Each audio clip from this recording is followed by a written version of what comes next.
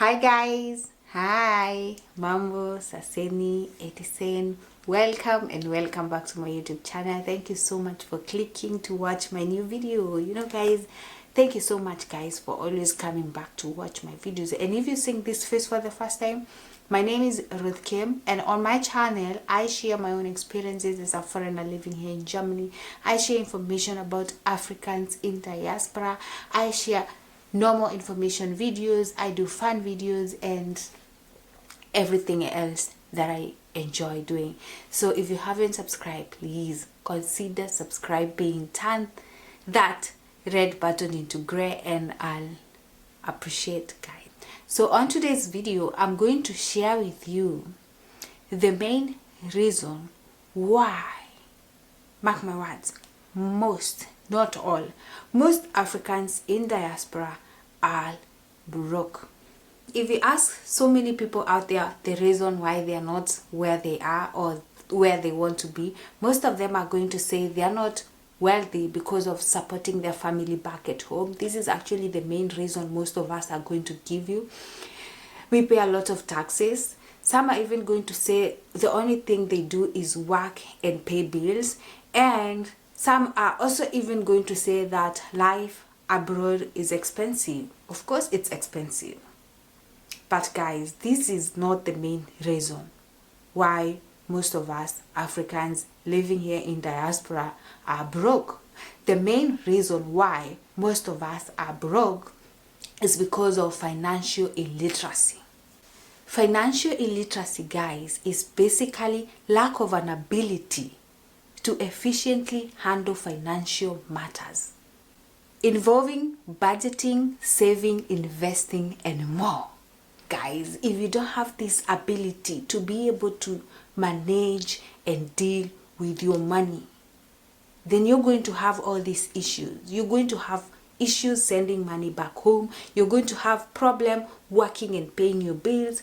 You're not going to get along with expensive life here in Germany or wherever you guys are. And if you don't have this financial knowledge, then you are prone to making financial errors. For example, like taking loans with high interest, buying things that you actually don't need, and trying to live that big lifestyle, that you actually don't need. You have to think of your future. It's either you want financial comfortability or financial freedom. And let me tell you one thing, guys, if you know how to manage your finances, sending money back home is not going to be an issue. Paying your bills is not going to be an issue. Even managing this expensive life that we have to live here in Europe or wherever you guys are is not going to be an issue. The main thing when it comes to your finances is to be able to budget your money. Because if you don't have a budget, it's going to be hard for you to save money. It's going to be hard for you to invest. And at the end of it all, you are going to fail in everything that you try to do. Because in case of an emergency, you don't have anything because you don't have savings. For you to be able to manage your finances, you need a budget. Guys, a budget is the most important, is the key thing when it comes to good money management.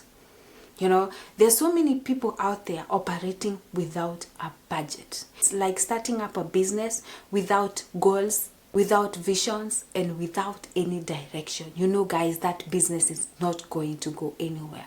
If you're working, making a lot of money, and you're just spending your money without a plan, without a budget, you don't know what is coming in and what is going out. We're going to work, spending. Guys, that's not wise, and that's the biggest mistake that we do. If you budget your money wisely, trust me guys, you're going to be able to pay yourself fast by saving, because the money that you save is your own money. You're going to be able to save, and you're going to be able to invest, and you're going to be able to pay or finance that lifestyle that you're living here, and even be able to support your family back at home without feeling that they are being a burden to you, or they are making you not get where you want to be. So it's very, very important to check what is coming in and what is going out. That's the only way you're going to be able to see what you can cut off. Put a list of your expenses together and your total income. If it's a family, put your total income and your total expenses. Then you're gonna see what you guys are spending on, and you're gonna be able to cut off those things that you don't need.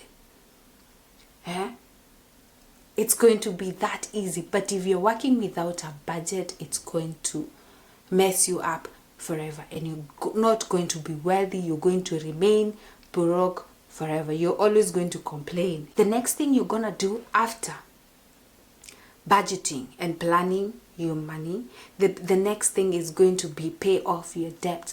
Try as much as possible to pay off your debt, starting with the debt that has high interest on it, because this is a decision you made even without thinking, because it felt so nice.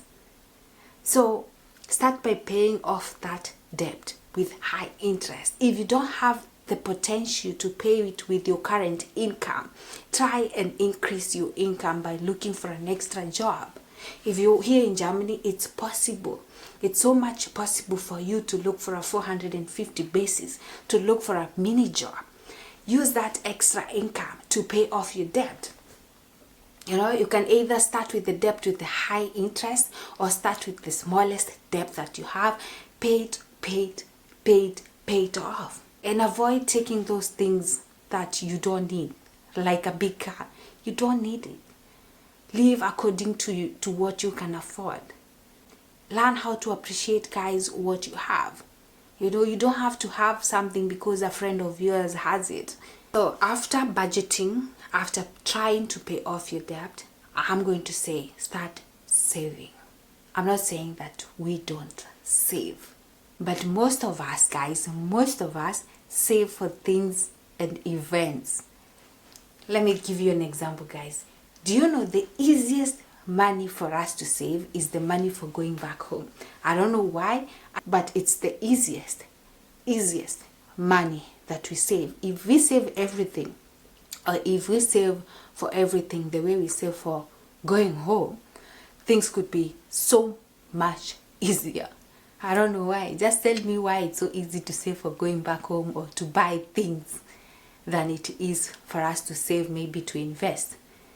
Just, if you know why, put it in the comment section below. And some of us, guys, have nothing to save because of our expensive lifestyle. Do you know, guys, those people who live in expensive neighborhood, drive the most expensive cars, dress designer clothes, at the end of it all, they don't have anything left because they have to finance that lifestyle. Most of those people are not wealthy. Most of those people have zero in their bank accounts. So don't try to keep up with such a person because you think, oh, they have a good life, oh, they're driving a good car, oh, they have a huge house. Most of them have nothing when it comes to wealth. They are broke. I know so many people who have amazing jobs and they are very, very intelligent, but at the end of it all, they're super, super broke. They work so hard.